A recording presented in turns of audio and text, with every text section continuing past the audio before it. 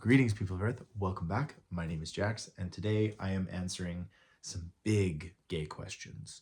What are big gay questions, you might ask? They're to do with a whole bunch of big topics about society, representation, all kinds of stuff like that. So if that's what you're into, I'm answering a bunch of them. Some of them I'm going to give like a quick answer. Some of them they're going to get a detailed one, basically because I care more about some or others. No, just sometimes they need a short answer. So the first one is, what are some common misconceptions or stereotypes about gay men that you've encountered? How do I navigate them? Um, I don't know. I think you get the standard thing when people find out you're gay. For me, people are quite surprised because I live on a farm. I'm really into archery. I'm really into outdoor recreation. I'm really into like machinery and a lot of that stuff. I also do the social media thing, so people are very interested in that. But typically, I don't think I fit the very narrow stereotype that a lot of people have for gay men, especially like gay white men. I feel like we have like a very specific stereotype, and I just don't hit most of that stuff. I feel like I'm pretty comfortable with like my feminine energy or whatever you want to call it. I've had manicures before. I make it no secret that I love Taylor Swift and many of that kind of music. Um, so yeah, I just kind of do my own thing, and the stereotypes really don't affect me that much. Maybe if I presented differently to society, then I would have to deal with that more. But usually people are just surprised. They're just like, "Oh, I wouldn't have thought you were gay." And I'm like, "Cool." um okay. Can you talk about any challenges I've faced in personal or professional life because of my orientation? Um there's obviously been like some weird encounters personally. I don't think professionally, just because like doing social media, like nobody kind of bats an eye about being gay. Um I remember in college I tried to donate blood and I was not allowed to because of my orientation. I got like 90% of the way, like literally the guy was getting the needle ready, and then this nurse came over and said, "Oh, in his questionnaire he said he was gay." And I was like, "Yeah, what's that have to do with anything?" And it is an old, outdated, pathetic part of the law or something. It's gone now, I believe. I think you can donate blood in Canada now as a gay guy. But before they were like, "Oh no, you have to leave, and you have to be celibate for like 2 years, and then you can come back and donate blood." And I was just like, "What?" Like, this is so discriminatory. And they test everyone's blood. Like, it's not like, you know, my blood for whatever reason was unclean. But oh well. I think they have fixed that. I'm not super sure, but I don't donate blood because of it. So um how important is community and support from other gay men and allies in your life? Um Other gay guys, not really. I feel like, well, the people I connect with on social media and I talk to daily, like those people are incredibly important in my life. But I feel like personally, I don't have a lot of LGBT friends, or at least gay friends. Like I have friends who are lesbian or non-binary, and trans, but I don't have a whole load of just gay men as friends. Um, allies are super important. We love somebody who supports me, and if somebody's talking very derogatorily and my friend gets up and jumps on them and says, "You cannot talk like that," I'm very grateful for that kind of thing. But no, in my life, I don't think it's incredibly poignant or anything like that. So anyway, um how do I navigate dating, relationships, and intimacy as a gay guy? I don't. Basically, I don't really date. I don't really I haven't really done the relationship thing. I've done it a few times. Obviously, I've had some like long-term relationships, and I was surprised at how normal it was. I was surprised at like, we'd like pay taxes, and we had a dog together, and stuff like that. Like it was just very I was surprised at how normal it was, and how I didn't feel like a sideshow or like a walking cartoon or something. So I was like pleasantly surprised by that. Um Can you share any insights or advice for building healthy and fulfilling relationships within the LGBT community? Um, have a really good idea of who you are before you start navigating the community. I think it's so easy to start interacting with the LGBT community and to sort of get swept away and decide that you want to be someone different, when in reality, the coolest thing that you could be is yourself. And yeah, just be yourself. Don't let anybody like change who you are or any of that kind of stuff. And don't change yourself to try and get a partner. Like, don't, like, if you're somebody who is not a morning person, don't try and become a morning person just for your boyfriend. You know, that's kind of dumb. Initially, I'm a huge morning person. And initially in dating, I would try really hard just to like sleep in, because my partner wanted to do that. But I like to get up early and go to the gym and work out. And, you know, I like to start my day off strong. And so I would try and change myself, and that was never going to work. So don't try and change yourself. You know, if it works, it works. Great. But um, yeah, don't do that. How do aspects of your identity, such as your race, your ethnicity, your class, your religion, intersect with your experience of being gay? Um, Being a white guy, uh, there is a lot of privilege that comes with being gay. I feel like there are a lot of people in the LGBT community who fetishize and revere white guys. And I'm not saying it's a good or a bad thing. It's a thing. It's obviously problematic for many reasons, but that intersection is, I guess, interesting. I don't present as a gay guy very much. Like, I'm not super feminine and things like that. So, um, I don't have to deal with a lot of the intersectionality because I pass as a white guy, like just a straight white guy, most of the time.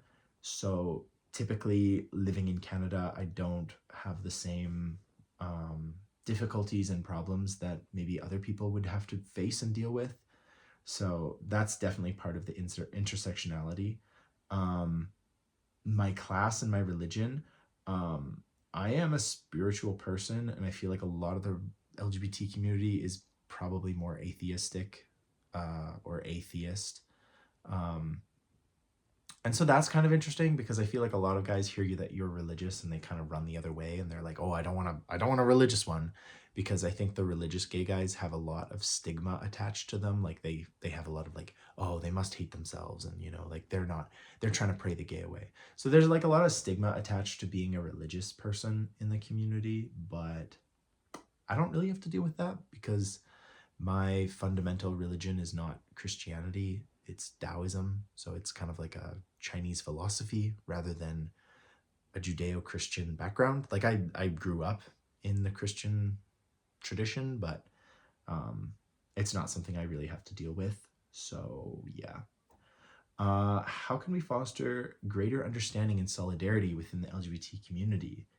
Um, I think you foster understanding by just reaching out to people and being a genuinely nice person.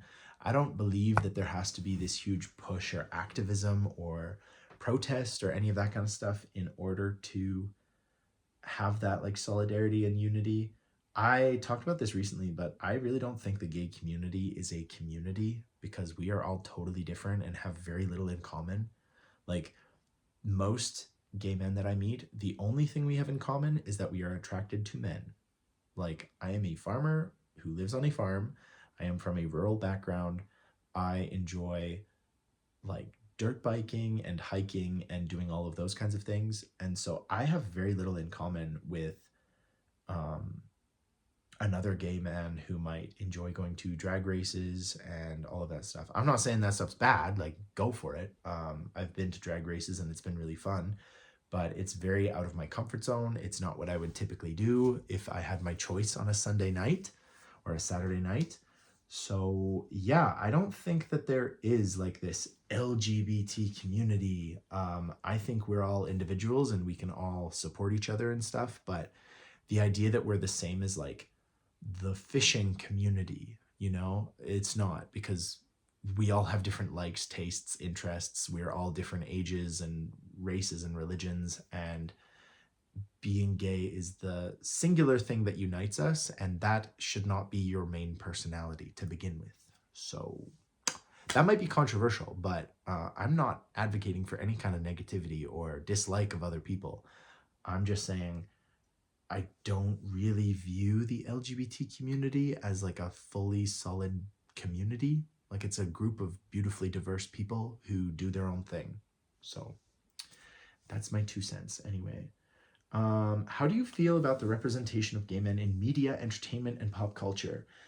Good and bad. Sometimes there is really good representation. I think Heartstoppers is probably the best representation of being gay, especially for younger, like teenagers. I think that's really good. Stuff like Love, Simon, I thought was pretty good. Obviously, it shows some of the problematic parts of being gay and all that stuff. Um, Young Royals does an interesting depiction. That's not so relatable, but you can kind of see similarities in like growing up, being gay and stuff like, and coming to terms with it. So yeah, sometimes there's really good representation. Sometimes there's like atrocious, horrible representation. I know back in like the 50s and 60s, there was just like every gay character was a bad guy and always died at the end. Um, so yeah, I don't know. There's some good representation. There's some super problematic, stereotypical, continuation, that kind of stuff. I don't really have much time for that stuff, but um, that's my 2 cents there. Are there portrayals or narratives that resonate with you, and are there any you find problematic? Yeah, so I talked about the ones that I think are positive, like Heartstoppers, Young Royals, those kinds of things. Um, I can't off of the top of my head think of a problematic one, probably just because like if I encounter a problematic depiction of being gay, I usually just turn the TV off. Like, I don't get that far. I'm like, oh yeah, that's problematic. I'm not gonna watch that. So I don't really have like a view of that. I think there are a lot of characters that are never told to us that they're gay, but just by their stereotypes and stuff, you're sort of meant to assume they're gay and then assume that they're bad because of that. And I think that's really not great. Um, so, yeah. What are some lessons or insights you've gained from your experience as a gay man? I think to honestly just treat everybody on a case by case basis. I think be positive and open to people no matter what. And if they give you a reason to cut that off and stop being so positive, just do that. I think based on how you encounter people and how they treat you and how they speak to you, you can kind of decide whether the person is worth it or not. And very quickly on, you'll realize like, oh, this person is not for me, and you can just move on, and it doesn't have to be this big drama. um it's easier that way. So yeah. How do you prioritize self-care, personal growth, and resilience in the face of challenges and adversity? I'm super selfish when it comes to my self-care and my personal growth. I talked about this somewhat recently, but I put that as the be all end all. I will always support people who deserve it and who need it, and be there for my friends and my family who have been there for me. But when it comes to my own self care and personal growth, I take that stuff very seriously. And so I absolutely shut my phone off at a specific time at night, and it's me time. I'm going to do what I want to do. I'm going to do the things I'd like to do, reach out to the people I'm interested in talking to. I am not interested in um, hurting that specific part of my day. And same with the mornings. Like, I take a part of the morning just to do my own thing, and I aggressively defend that. And if people try and encroach on that, I say sorry. Like, I can't do that. Like, I don't do nights. That kind of thing.